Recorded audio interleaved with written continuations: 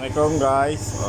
Sorry, saya terpaksa buat video ni sebab ada yang PM saya, bang macam mana pula nak berhentikan servis motor ni, enjin motor. So kita pastikan kita gear ni dalam berada neutral. Okay. And so tadi kita plus di sebelah kanan. So untuk berhentikan kita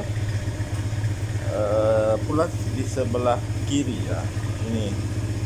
So enjin sudah mati lah. Okey, untuk adik-adik yang belajar naik motor, selamat mencuba. Okey, terima kasih.